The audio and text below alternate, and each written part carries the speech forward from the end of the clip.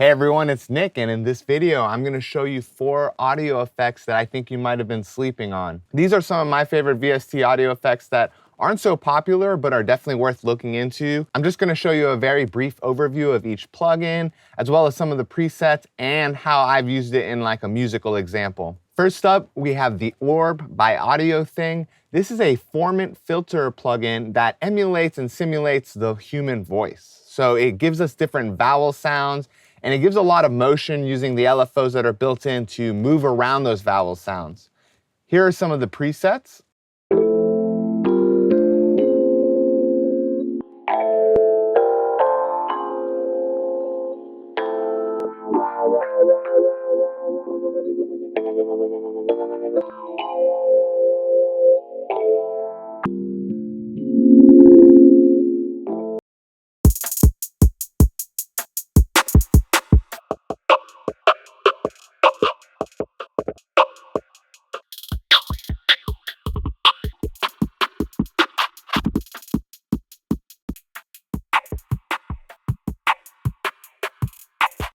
And now I want to show you how I've used the Orb in one of my works in progress. So I've got this beat here, and I've got the Orb on this main melodic element. Let's just take a listen to the whole thing, and then we'll isolate it.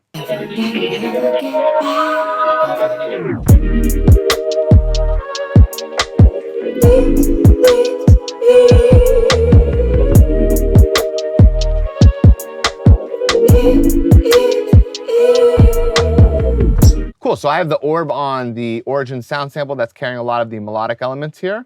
Let's solo it. Here's without the Orb. I do have quite a bit of effect processing on this track, as you can see.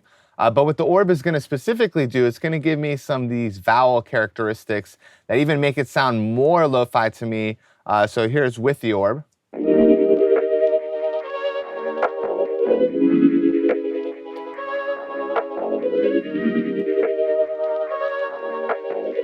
And you can see it's kind of broken up into 5 main sections, and that is the formant section, which is gonna give us control of 3 formants, the vowels section, which is gonna give us the different vowels that you're familiar with in the human speech, and you can even customize some of these. So if you go to edit, you can customize your vowels. We have the LFO section, which is actually gonna control the Orb here in the center itself, and that's gonna allow us to get that movement in the sound. It's gonna jump back between the vowels, and each of these filters are gonna kind of morph into one another, which is really what makes this plugin unique.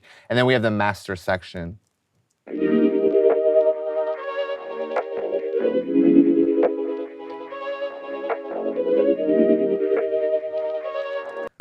I really recommend trying to put it on either like melodic loops like I have here. Definitely the voice would be a good one as well. And also like bass sound design, the Orb can be very cool. So the second audio effect I think you might have overlooked is called Nuxx. And this is a sequencer powered multi-effects processor. What this means is it has a lot of different effects inside, like flangers, distortion, reverbs, and all of these effects are being driven by this step sequencer, which adds a lot of movement to your sound and is really great for kind of loops and longer form content. So let's take a listen to some of the Nuxx presets.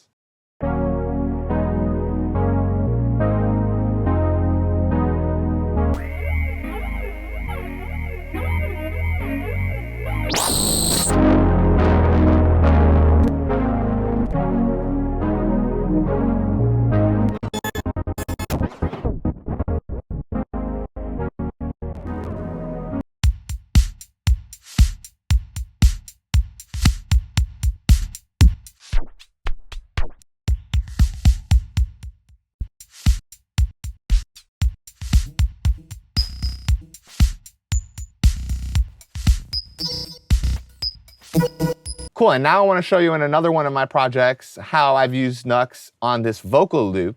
So here's the project, and it's more of a house beat.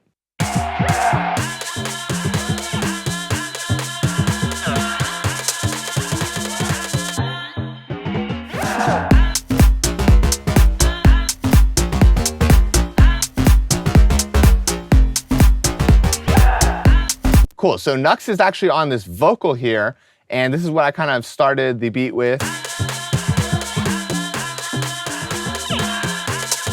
Let's solo it.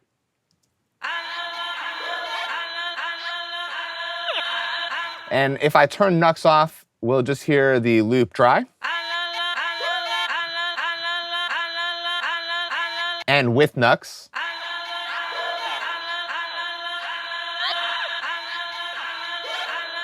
And so the main part of the interface, you can tell, is this sequencer. That's why it really drives most of the plugin itself. And you can see where the flange is turned on and off by these little bars in the sequencer. The other part that's kind of important is this options section, which will allow us to pick the different effects. So as I mentioned, it has a bunch of different effects from phasers, distortion, like filtering, and even reverb. You can assign each one of these effects into one of the 6 slots here. So this is off right now, but maybe I put reverb on.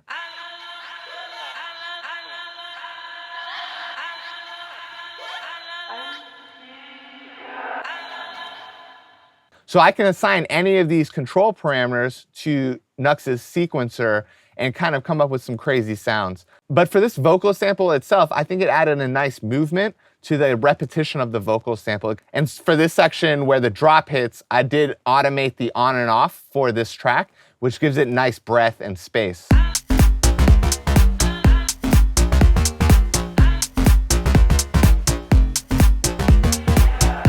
So the third effect that I wanted to highlight is called Subvert, and this is by Glitchmachines. Subvert is a multi-channel distortion unit, and it is one of the crazier distortion plugins I've played with. Let's take a listen to some of the presets.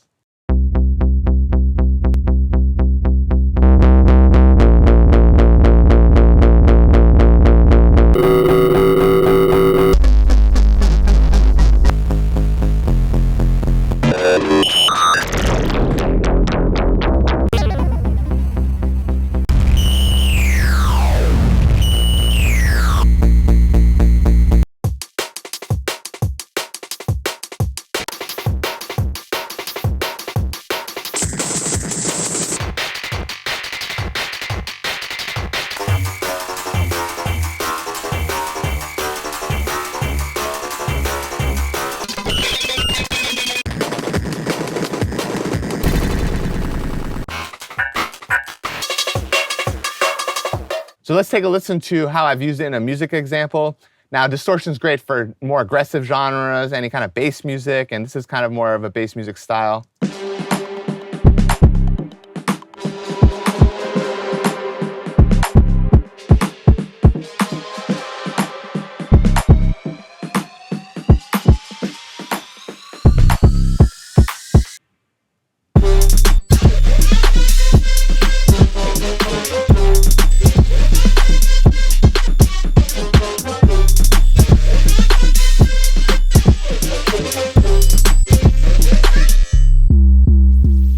So yeah, Subvert is pretty crazy as far as destroying the signal and kind of decimating your sound. It's divided into 3 channels, channel 1, 2, and 3 here, and you can turn each individual module on and off, which really kind of gives some complexity to the sound. The effects run from top to bottom, and I really like how everything is just laid out on this front panel. There's not too many submenus, and I actually personally really enjoy the minimalistic kind of UI where it's just parameters.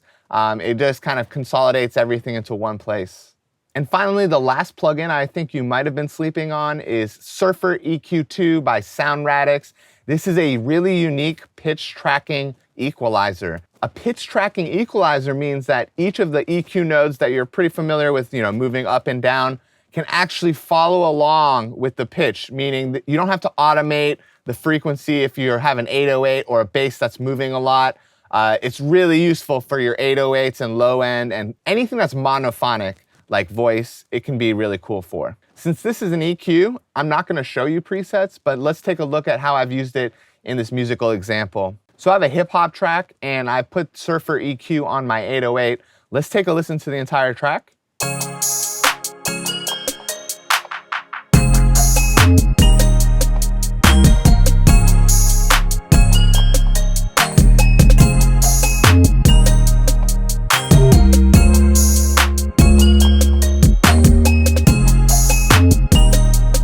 And like I mentioned, Surfer EQ is great for 808s because when you move around like this pattern moves from note to note and follows the chord progression, your bass is going to sound different and hit different frequencies as it moves home bass or the root pitch. So on a traditional EQ like I have here, EQ8, the technique, might be good to automate the frequency, which is the left and right of a node if you're trying to boost a certain part of the bass.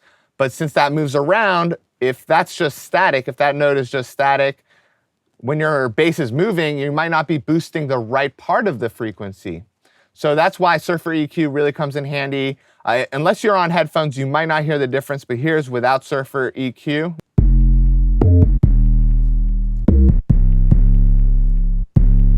And here is with Surfer EQ.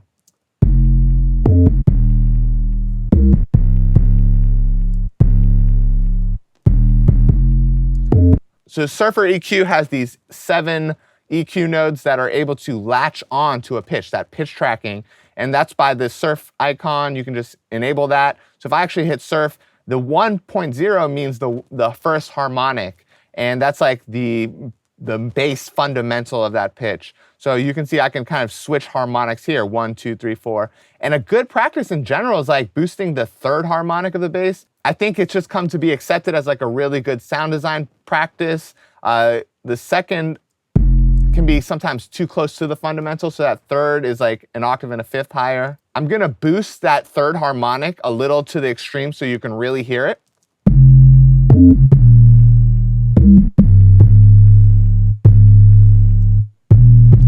And of course, you can control the slope of the EQ curve right here. But I'm just gonna kind of bring that back down to a more musical level.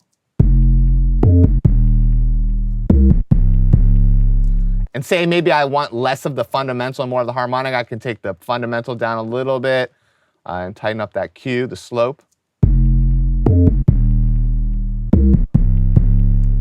Sometimes boosting that third harmonic will allow you to hear the 808 or sub bass on like a smaller speaker, like a phone speaker or a laptop, since they don't have the lower harmonics.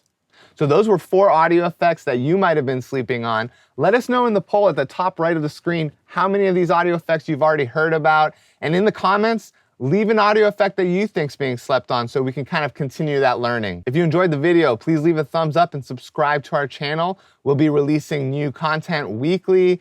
And as always, I hope everyone enjoys the rest of your day. I'll see everyone next time.